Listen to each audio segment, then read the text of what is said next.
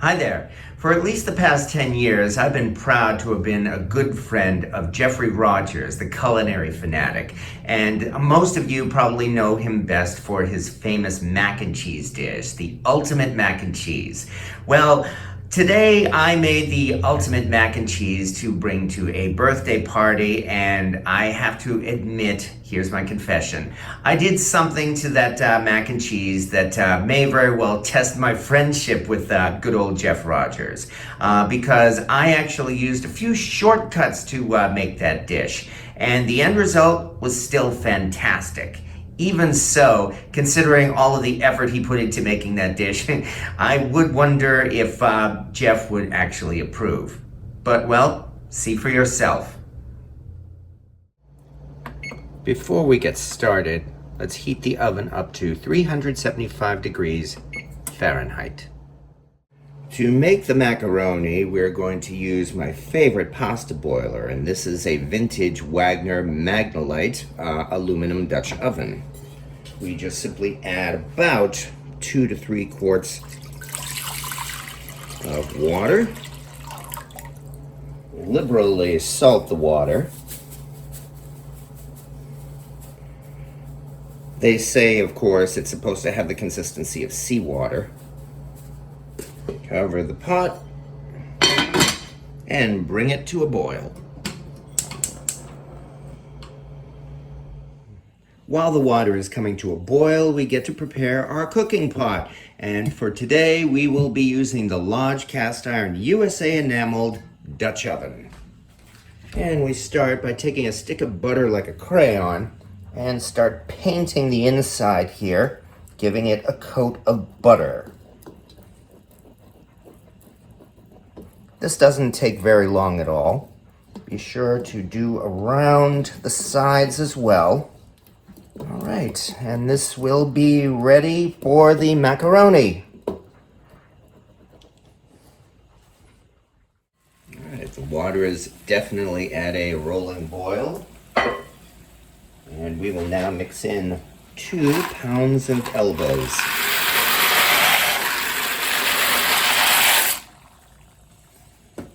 Mix it around a little bit. And cover it again for only about a minute or so to heat it up. Oh good, we just made it before the boil over. Those things are always so much fun.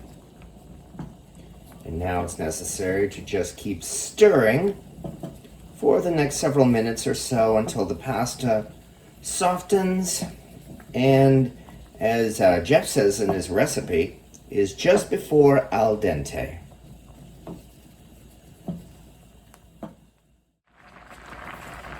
Well, the macaroni is definitely expanded. It's just barely coming over the surface of the water, in fact. So we will just test it to make sure, again, it's got a little bit of chew to it, or at least a little bit.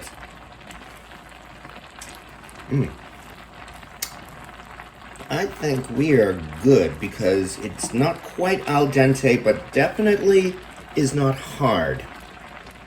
And that means it's time to drain it.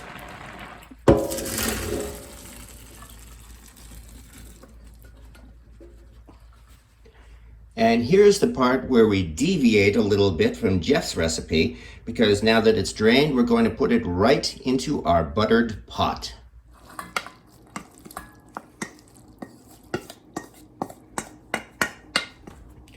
Now we can throw in that same stick of butter that we used to paint the pot and stir it around until it is melted, which is not going to take very long because this is some hot pasta. All right, there we go. Butter is pretty much dissolved, which means now we can go ahead and start mixing in all of the cheese. First, a pound of extra sharp cheddar cheese. Here's the part where I hope this doesn't end our relationship. I mean, I know Jeff spent all of that time laboriously grating that cheese by hand, and It is certainly worth it. I mean, you really can't do better than grating your own cheese. However, we're in something of a rush today, I'm afraid, and that's why we are going with this shortcut. Next, we're mixing in a pound of Colby Jack,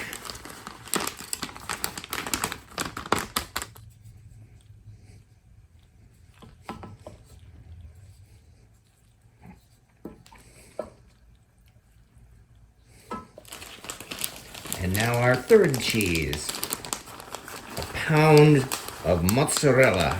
At least I was able to find whole milk mozzarella, not the skim milk. But the skim milk will still work. And at a ratio of 3 pounds of cheese to 2 pounds of macaroni, it's no surprise that the cheese practically covers all of the macaroni. This, in fact, is a huge 7-quart Dutch oven, and everything is just barely fitting.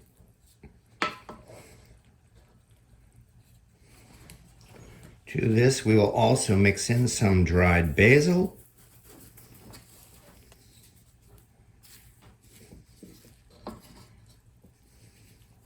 and of course, smoked paprika. It always happens.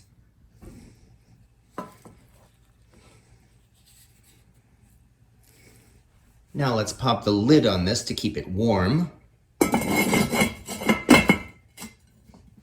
And finally, we will prepare the liquid ingredients.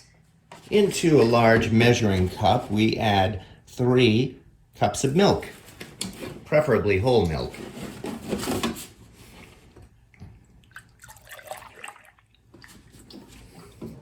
And next we mix in 4 eggs.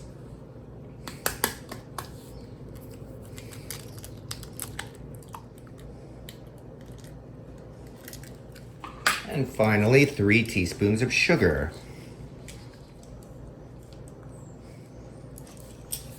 Jeff uses a blender, but here we're just using a whisk. And we whisk it all together.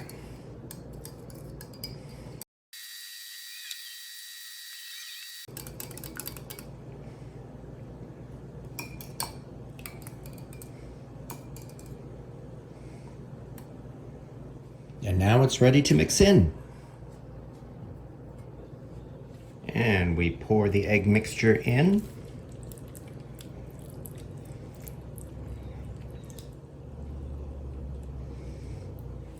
Even it out a little bit.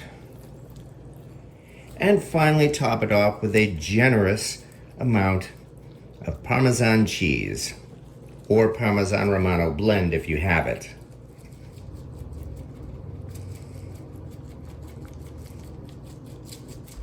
And with that, we cover it for the last time. And this is heavy. And into the oven it goes to bake.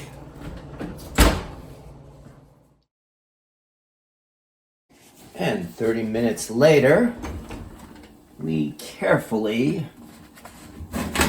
remove the lid. Of course, this lid is hot, so that's what I mean by careful.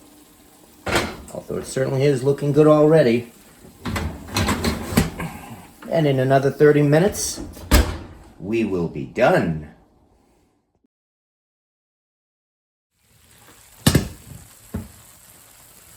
All right. After 60 minutes, here it is. Jeff Rogers' ultimate mac and cheese. Although, admittedly, we did make a few shortcuts. Nonetheless, this still looks outstanding. And I have no doubt at all that the party that I present this to this afternoon will be more than satisfied. So thank you very much again for the recipe, Jeff. I have very much enjoyed it, and I can only hope this doesn't end our friendship. Have a merry April Fool's Day.